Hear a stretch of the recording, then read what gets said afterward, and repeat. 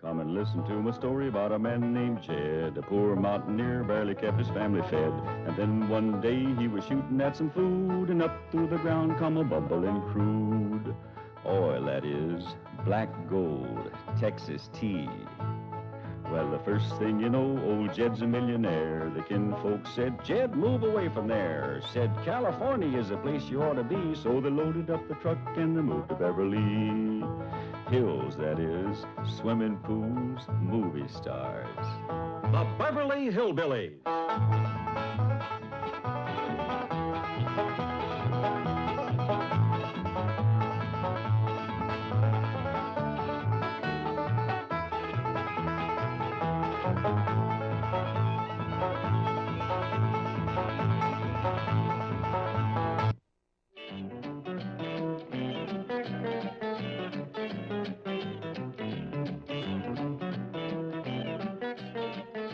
Now, Granny, I realize that back home you are considered a doctor. But this is Beverly Hills. And you are not allowed to practice medicine here in Beverly Hills. Especially the way you practice it. Cutting off a person's hair and burying it in the ground overnight to cast a spell on his sickness. Now, Granny, this is it. No more doctoring. How's that?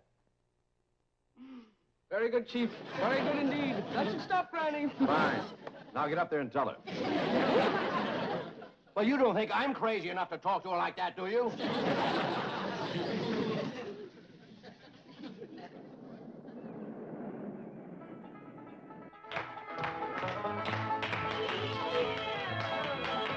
Just sit down. Come on, Granny.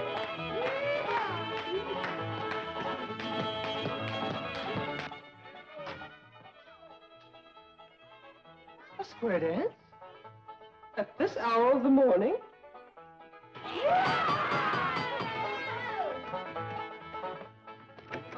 Howdy, Miss Hathaway. Come in. Howdy, Miss Hathaway. Look who's come out here to help us celebrate the holidays. Holiday? What holiday? What holiday? She can't mean that. He better not mean it. Granny, don't get riled up. Miss Jane is just greening us. She knows what day this is. Well, everybody knows what day this is. Oh, I guess it just slipped my mind. You're going to feel like a darn fool when I tell you. It's Possum Day. Remember, Niall? Of course she does. Anybody who disremembers ought to be stood up against the wall and shot. Granny, it just slipped her mind for a minute. It'd come back to her when she got downtown seeing the parade. Sure it would. Boy, I can't wait to see that parade. What time do they hold the Possum Day parade out here? Hey, I got a swell idea. We can watch it from Mr. Drysdale's office at the bank. Yeah, it looks right down on the main street. You get a good look at the possum juggler. Possum juggler? Yeah, that's the fellow. We got a good one back home. He can juggle 3 live possums in the air at the same time, whilst the 4th sits on his head and waves a little flag. How about it, Miss Jane? Can we watch the Possum Day parade from Mr. Drysdale's window? Oh, well, I'm afraid not. Of course not. What's the matter with me? They wouldn't have them banks open on Possum Day. Well, we could just leave early and get good places, couldn't we, Miss Jane? And until then, we're going to have us a hoedown. Come on, Miss Jane.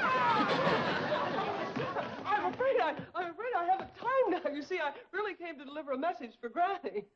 Who from? Mr. Drysdale. I reckon he wants to thank you for curing him of his sickness. Yeah, well, it did take a heap out of me, Jed, throwing them spells. What's the message? Well, Mr. Drysdale says to tell you... Yes? Well... He says, Happy Possum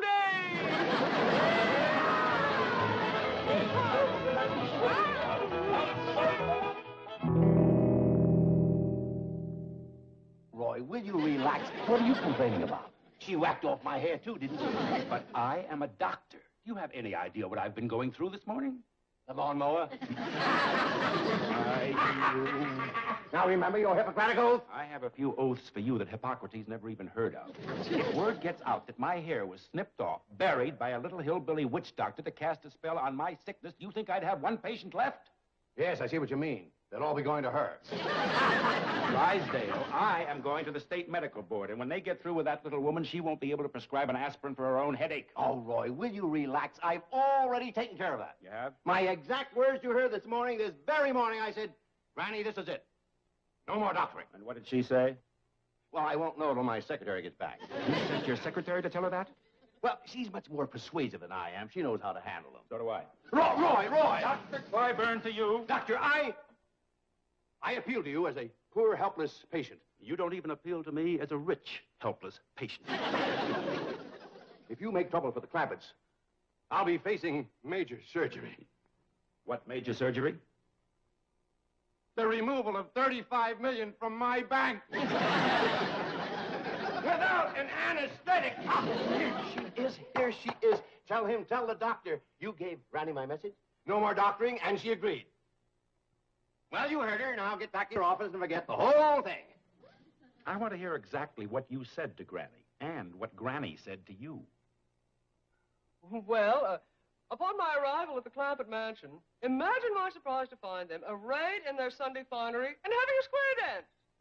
Look who's here to help us celebrate the holiday, exclaimed Mr. Clampett, happily. What holiday? I inquired, innocently. Possum Day, he replied, earnestly. Well, you... Never mind the Tom Swift dialogue.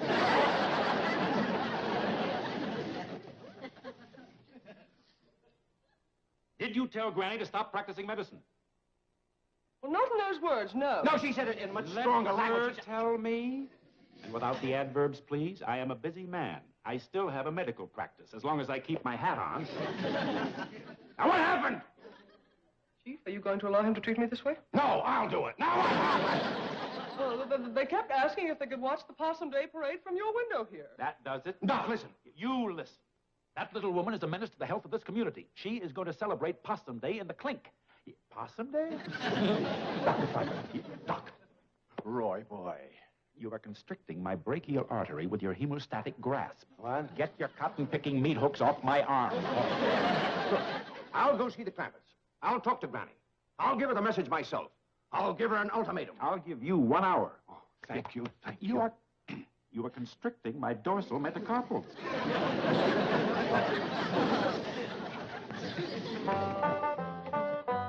What all you got in here, Granny? Oh, just a few victuals to nibble at the parade. Any baked possum? Of course not. Don't you listen to him, Wendell. Jethro, you know it's getting low to eat possum on Possum Day. Oh, I was only spoofing, Uncle Jed. You know, maybe we don't need this little ladder at all. Find a good place to park the truck, and we could watch the whole parade right from the truck. I got a dandy place to park. Whereabouts, Jethro? Right smack dab in front of Mr. Drysdale's bank. Sure that's all right? Sure, Uncle Jed. A policeman, he gave me a ticket and said it was for parking there. Doggies, that was mighty friendly of you. I hope you thanked him properly. Sure did, Granny. Why, he said he was just giving me a $5 ticket this time, but next time he's going to give me a $10 ticket. Always remember that, Jethro. Folks appreciate politeness, especially in a young'un.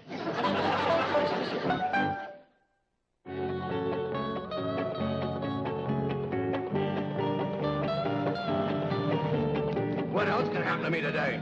Now, Chief, don't get so upset. Come on, faster, faster.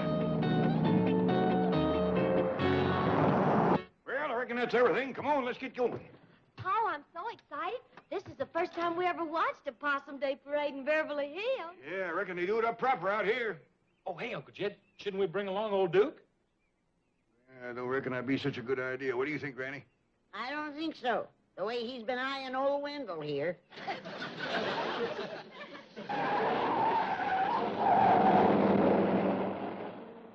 It's Miss Jane and Mr. Drysdale. I reckon they's going to join us for the parade. Wait! Wait! Oh, thank goodness we caught you. Get in. Where are you going? We're gonna watch the Possum Day parade from your bank. Well, I'm afraid there's not... Granny, Mr. Drysdale has something very important to discuss with you. Well, can he wait till after the parade? Yeah, we don't want to miss the possum juggler. That's the best part of the parade. But there isn't going to be... I believe the medical crisis can't wait, not even for 1 hour. Oh, yes. Granny, may I speak to you alone? Oh, yes, you go on inside. I'll be right in.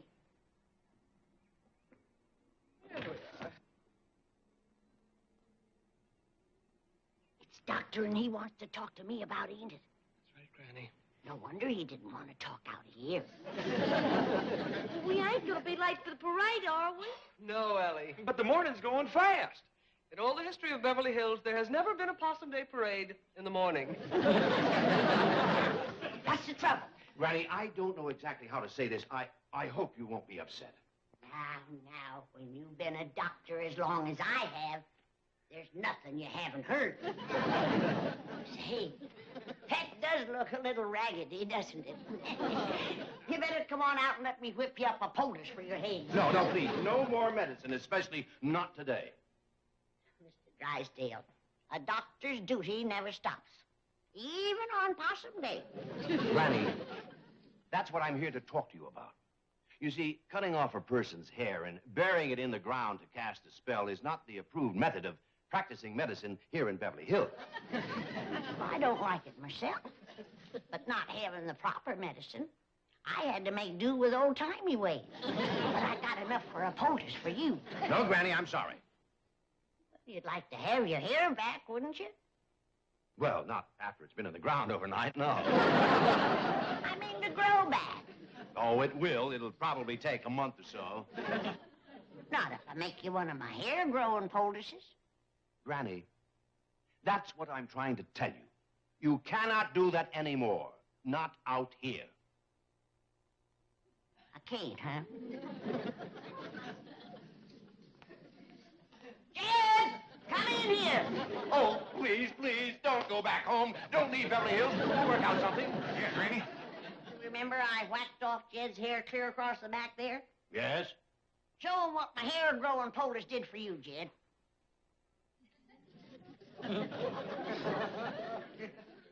It's a mite ragged. It ain't been trimmed yet. Why, that's impossible. You can't grow hair like that overnight. Ow! It's real. It's actually growing right out of his scalp. That's what Granny's poultice does. It just draws the hair right up through your hide. Kept yours on a mite too long, didn't you, Jed? Yeah, Nora slept in it. It's a miracle. Come on. I'll whip you up one. Granny, how did you discover this hair-growing poultice? Oh, that goes way back to my great-great-great-granny.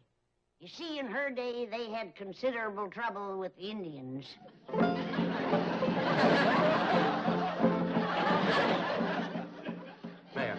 Mayor, Your Honor, it doesn't have to be a big parade. No, just a high school band, a few horses, a few banners. My secretary's looking for a possum juggler. He's a possum juggler.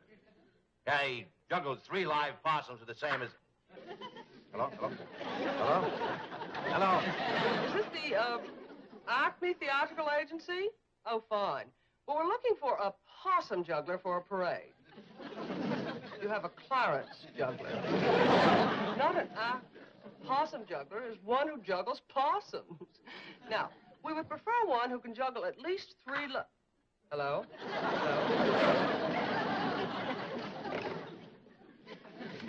Oh, Dr. Clyburn, what a pleasant surprise. What's that? Oh, muscle spasm. That's what I meant by pleasant surprise. I was afraid I'd have to hobble all the way to your office. Don't do that. It might get worse. Here, let me see your foot. Oh. Don't do that. Oh, but Dr. Clyburn, I assure you, Mr. Drysdale is not in.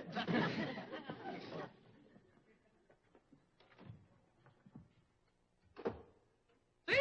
Told you. Not here. I wish I could stay out of my office. Have you any idea how it destroys the confidence of a patient to be examined by a doctor who keeps his hat on? The patient gets the feeling things aren't going well. The doctor's ready to skip out of town. Well, Dr. Clyburn, everyone knows you're the finest doctor in Beverly Hills. Now, don't try flattery on me. Now, what about Granny? Oh, that wasn't flattery. I didn't say it was. I just said don't try it. Now, what about Granny? Did Milburn speak to her? Absolutely. I drove him there myself. Did he lay down the law? Tell her no more doctoring? Or did he chicken out as usual? Oh, Mr. Drysdale is not one to chicken out. He has an excellent war record. Yes, I've heard it.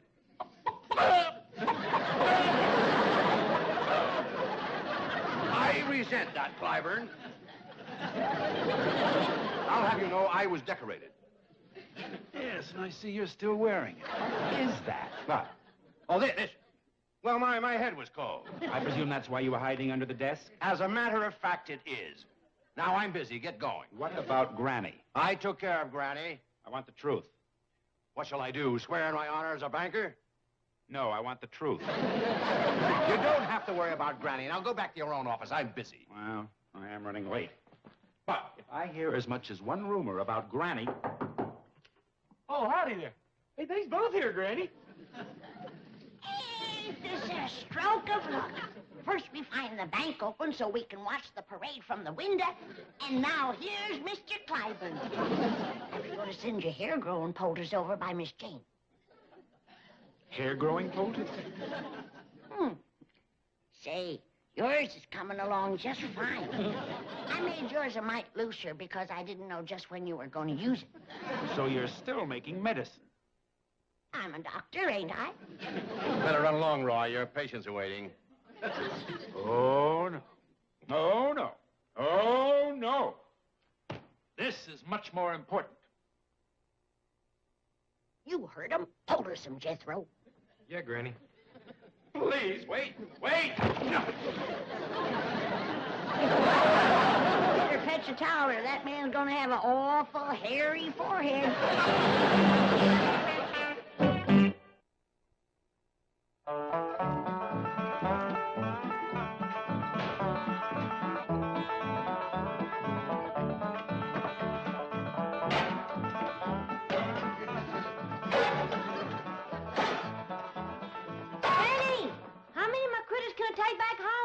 None that you didn't bring with you. I don't want nothing around that's going to remind me of this miserable place. Well, how about my skunk? He won't take up no room. Leave him here. Well, he might get kind of lonesome. They ain't got many skunks in Beverly Hills. There's plenty of the two-legged kind. Like that ungrateful, good-for-nothing Clyburn feller. Say, Granny, it's coming on for nightfall. What you say we all get a good night's sleep and we start out for home first thing in the morning? I ain't spending one more night in this Beverly Hills, and that's that. I'm going back home, where folks appreciate you doctoring them back to health and poultice hair on their heads. That Clyburn fella was plumb ungrateful, was he? Downright nasty. Why, he's claiming that he wasn't even sick when he came here yesterday. He says that Jethro put him to bed against his will. Why, he's even claiming that he's Mr. Drysdale's doctor. You know, sir. I cured them both. Now he's wanting all the credit. Granny, let him have the credit. It ain't that, Jed.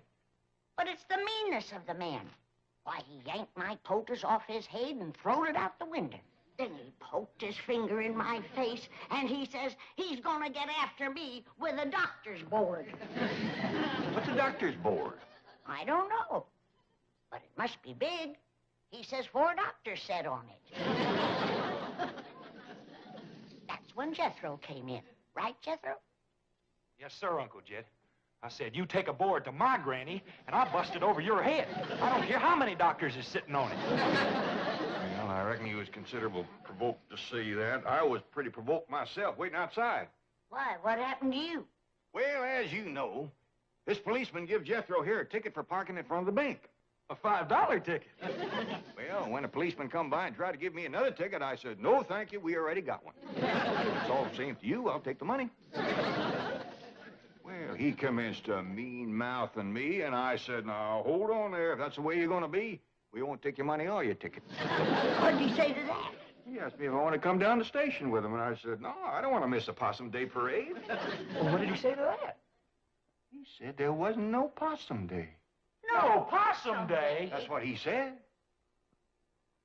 These folks don't appreciate nothing out here.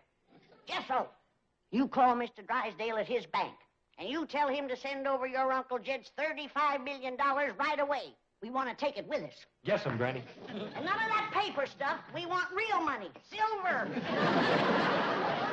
But, Jethro, listen to me. There is a Possum Day, and there will be a parade. Mr. Drysdale's working on it right now. All right, Mayor. Now, look, how about this? A couple of elephants, calliope, a few lousy balloons. Is that too much to ask? Now, suppose we put your name on the balloon. Election's coming up, you know. But, Jethro, please, you can't leave tonight. Oh, let me talk to Granny. All right. One small elephant, a few balloons, and a possum juggler. Possum juggler. But Granny, $35 million in cash. You can't possibly. You want it in what? Nickels, dimes, and quarters. Hello? Hello? Hello? Granny? Hello? Hello? Well, the Possum Day Parade's all arranged. First thing tomorrow morning. Let's see, we're going to have an elephant. Too late, Chief. The Clampetts are leaving. No. Tonight. No. And taking their money. No. I thought I'd drop by on my way to the medical board. They'll have my report in case Granny tries to practice medicine again. How many doctors did you say were on that board? 4, all top men. Well, you're going to need all 4. Oh, Chief, remember you're a bank president. Allow me to hit him. What's the matter with you two? Look, Milburn, aren't you content just to look like an idiot? You have to act like one, too. And will you take off that silly-looking baby bonnet? Hair. Chief, you've got hair. Hair where? Of all places, on your head. Granny's poldest. It works. Look who has hair. And who has it? It is a medical impossibility to so stimulate the cranial integument as to produce in a few short hours more than a microscopic filamentous outgrowth of modified epidermic tissue known as hair. She did it. That little hillbilly witch doctor did it. Come on, Chief. Grab your coat and get your hat. There's still time to stop them. 8 years Harvard Medical School. 2 years internship, 20 years practice, 30 years of accumulated scientific knowledge. Right down the old tube. Now, wait! I'm going with you. I want a poultice! I won't do it in that stack. Please, Granny, I need my hair. You can't refuse me. You're my doctor. Hey, Granny, guess what? They do have Possum Day out here. They just celebrate one day later than we do. Yeah, and they're going to have a parade tomorrow morning. And Mr. Drysdale and Miss Jane say we can all be in it. And them too. We might even let him in it. I played bass drum in the Harvard band. I was once a drum majorette.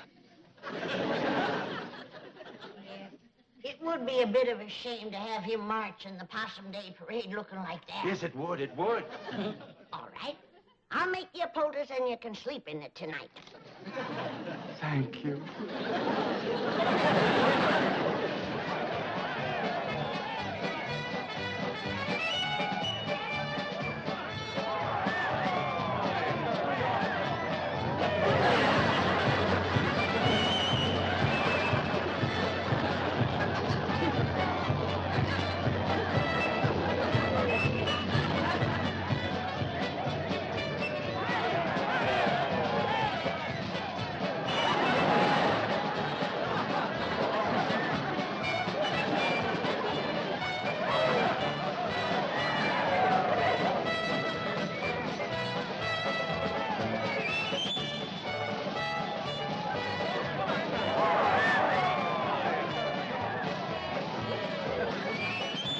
Dandy parade, ain't it, Granny?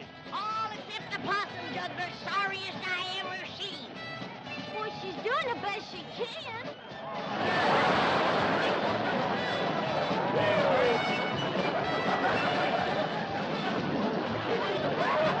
I bet you by next Possum Day she'll be good enough to lead the parade.